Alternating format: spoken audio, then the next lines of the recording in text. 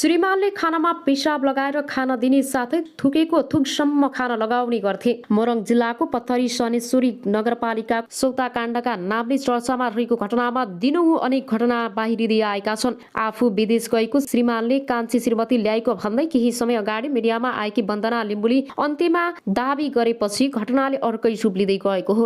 वन्दनाले बिहे गर्नुभन्दा अगाडि पनि अर्को श्रीमती भएको कुरा खुलेपछि सौतामाथि आएकी वन्दनाले यतिका वर्षपछि अंश दाबी गर्न आएको भन्दै स्थानीयले विरोध पनि जनाएका थिए। आफूलाई श्रीमानले धेरै यातना दिएको 9 वर्षसम्म सहेर बसेको वन्दनाले बताएकी छिन्। श्रीमानकै कारण अहिले आफ्नो आमासँग पनि बोलचाल हुन छाडेको वन्दनाले बताएकी छिन्। तर वन्दनासँगै वन्दनाकी आमा पनि छोरीले अधिकार पाउनुपर्छ भन्दै अमरको घर आएकी थिइन् भन्ने वन्दना अहिले आमासँगै बस्दै पनि आएकी छिन्। वन्दना मिडियामा आएपछि भन्ने थुप्रैले उनका आर्थिक सहयोग पनि गरेका थिए, साथै उनले जागिर पनि पाएकी छिन्। आफू श्रीमानबाट धेरै पीडित भएर मिडियामा आएको उनी बताउँछिन्। खाना खाँदा पनि थालमै थुकिदिने र थुकिएको खाना नभए कुटपिट गर्ने गरेको वन्दनाले बताएकी छिन्। कहिले काहीँ खाना खाँदै गरेको बेला त्यही पिसाब समेत गरिदिएको वन्दनाले बताएकी छन्। कोठाभित्र थुनेर राख्ने गरेको श्रीमानले वन्दनाले बताएकी छन्। तर अहिले स्थानीयले श्रीमान चाहिँ साथ दिएर आफूलाई अन्याय गरेको उनको भनाइ छ।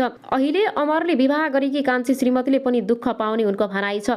यदि कान्छी सौतालाई माने आफूले पाल्ने समेत वन्दनाले बताएकी छिन्। अमरलाई छोडेर आए आफू उसको सके जति हेरचाह गर्ने बताएकी छन्। आफू जस्तो अरूले पीडा भोग्नु नपरोस् भनेर आफूले त्यसो गर्न लागेको उनको भनाइ छ। आफू आफ्ना छोराछोरीलाई अमरको छाया समेत पर्न नदिने वन्दनाको भनाइ छ। वन्दनाले यसो भनिरहँदा कतिपयले भन्ने अंश नपाएको रिसमा आरोप लगाएको समेत प्रक्रिया दिएका छन्। अंश दाबी गर्दै वन्दनाले अमरकी जेठी श्रीमतीलाई पनि सहयोगका लागि बोलाएकी थिइन्। तर अमरकी जेठी श्रीमतीले भने आफू हुँदाहुँदै वन्दना सौता बनेर आई विवाह दर्ता समेत गरेको भन्दै उल्टै वन्दनाले सजाय पाउनु पर्ने बताएकी थिइन्। साथै सौता बनेर आएर आफू सुत्केरी अवस्थामा हुँदा वन्दनाले आफूलाई पीडा दिएको भन्दै अहिले त्यही पीडा वन्दनाले भोगेको उनले बताएकी थिइन्। अंश नपाउने भएपछि अहिले वन्दना भने कपडा बनाउने गार्मेन्टमा काम गर्दै आएकी छिन्। अब आउनुहोस् अर्को समाचारतर्फ लागौं। गौतमले साथ दिए भने राष्ट्रिय सभामा संगठनबद्ध सत्ता गठबन्धनलाई 2/3 पुग्नेछ। गौतम मनोनित सांसद भएकाले उनलाई दलीय हिब लाग्दैन र उनले दल त्याग गरेको कारण सांसद पनि जाँदैन। मनोनित सांसदलाई सरकारले फिर्ता बोलाउने व्यवस्था पनि छैन। यस्तोमा गौतमको विश्वास जितेर राष्ट्रिय सभामा 2/3 पुर्याउने कसरत गठबन्धनले गर्न सक्छ। यस्तोमा गौतमले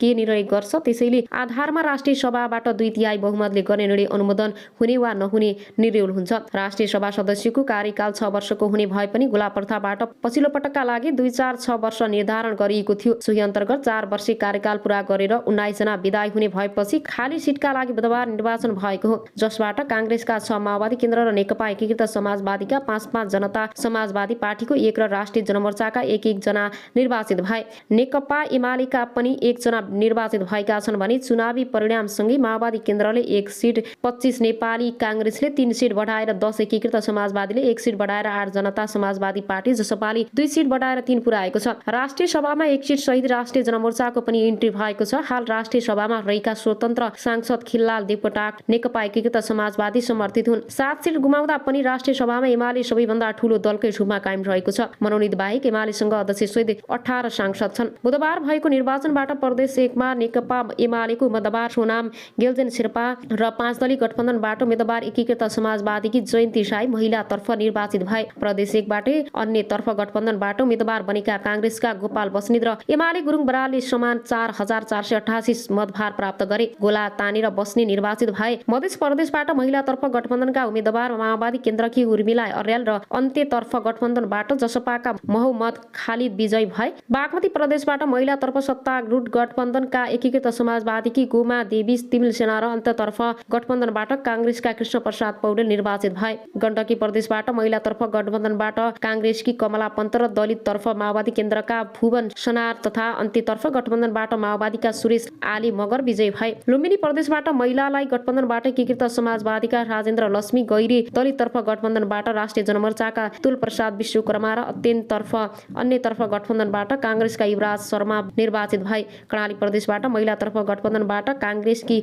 दुर्गा गुरुङ अपाङ्गता वा अल्पसंख्यकतर्फ गठबन्धनबाट माओवादीका नरबहादुर विष्ट र अन्त्यतर्फ गठबन्धनकर्ताबाट एकीकृत समाजवादीका उदय बहादुर बोहरा निर्वाचित भएका छन्। अब आउनुहोस् अर्को समाचारतर्फ लागौं। म भिकारी हो भने त दलाल होस् भन्दै जङ्गिए जयकृष्ण बस्नेत। केही दिन अगाडि पत्रकार प्रकाश सुवेदीले आफ्नो कार्यक्रमको दौरान कलाकार तथा नायक जयकृष्ण बस्नेतलाई टिकटकको लाइभमा आएर माग्ने काम गरेको आरोप लगाएका थिए। सुवेदीले जयकृष्णलाई यत्रो ठुलो कलाकार भएर एउटा सामाजिक सञ्जालको माध्यमबाट भिख मागी खाएको आरोप लगाएका छन्। त्यसो त एक टिकटक एपमा धेरै कलाकार र अन्य टिकटक प्रयोगकर्ताले लाइभ बसेर गिफ्ट मागी पैसा कमाउँदै आएका छन्। पत्रकार सुवेदीले लगाएको यो आरोप खण्डन गर्दै जयले सुवेदीलाई आफूभन्दा ठुलो माग्ने र दलाल भएको आरोप लगाएका छन्। आफू जतासुकै लाइभ बसेर पैसा कमाए पनि पत्रकारलाई के को टाउको दुखाइ भन्ने प्रश्न जयले तर्साएका छन्। आफूले लाइभ बसेको कुरा टेलिभिजन र युट्युबमा राखेर आफूले नै कमाउने भाँडो बनाएको हुँदा पत्रकार सुवेदी महाचोर भएको खुलासा कुरा जयले गरेका छन्। आफूले लाइभ बसेर कमाए पनि धेरै पैसा गरिब र दुखीलाई सहयोग समेत गरेको हुँदा यस्ता आरोप लगाउने सुवेदी बुढो गोरु भएको र अर्काको निजी जीवनलाई टेलिभिजन मार्फत देखाएर बाँच्न समेत गाह्रो बनाएको हुँदा उनलाई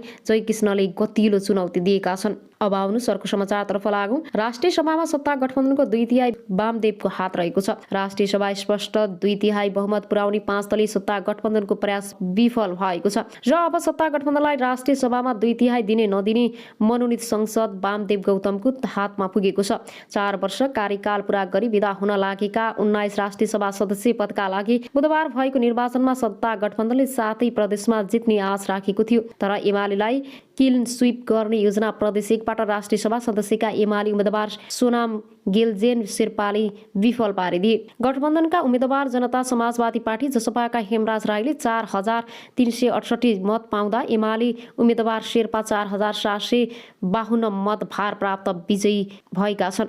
18 पदमा संगठनात्मक उम्मेदवार नै विजयी हुँदा पनि सत्ता गठबन्धनलाई राष्ट्रिय सभामा 2/3 पुर्याउने एकजना सांसद अपुग भएको हो। 49 सदस्यीय राष्ट्रिय सभामा हाल एमालेका अध्यक्ष सहित 24 सांसद छन्।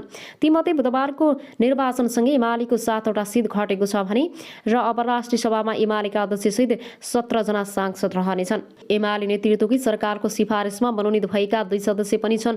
वामदेव गौतम र विमल राई पौडेल तथा गौतम भने एमालेबाट राजीनामा दिएर बसेका छन्। यसरी राष्ट्रिय सभामा एमालेको पक्षमा खुल्ने प्रष्ट सांसदको संख्या 18 मा सीमित भएको छ।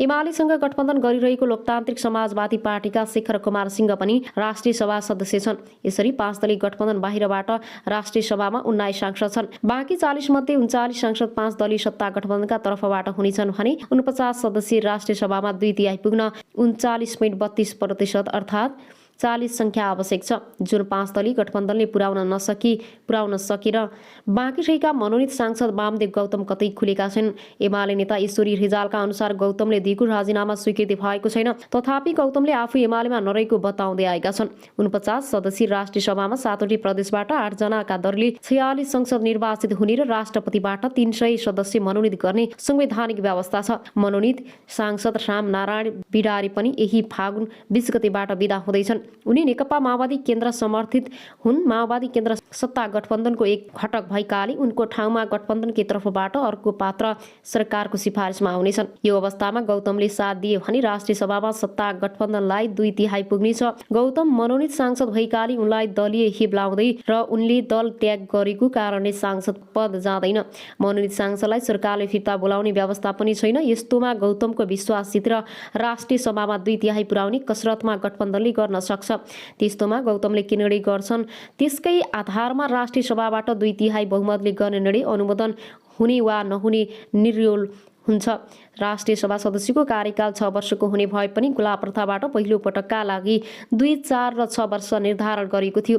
सोही अन्तर्गत 4 वर्ष कार्यकाल पूरा गरेर 19 जना विदाय हुने भएपछि खाली सिटका लागि बुधबार निर्वाचन भएको हो, जसबाट कांग्रेसका 6 माओवादी केन्द्र र नेकपा एकीकृत समाजवादीका 5 जनता समाजवादी पार्टीको 1 र राष्ट्रिय जनमोर्चाका 1 जना निर्वाचित भए। त्यस्तै नेकपा एमालेका पनि 1 जना निर्वाचित भएका छन्।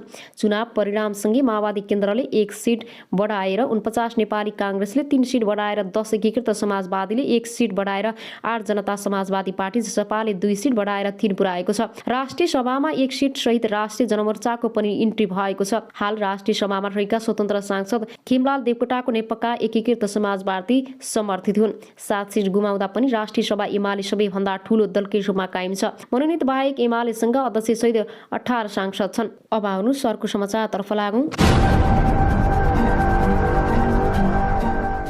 यात्रु बनेर चढेका युवाले पठायो चालकलाई हात खुट्टा बाँधेर झाडीमा फालिदिए। कोटेश्वरबाट धापाखेल जाने भन्दै यात्रु बनेर चढेका 2 जनाले पठायो राइडरलाई बाँधेर झाडीमा फालिदिएका छन्।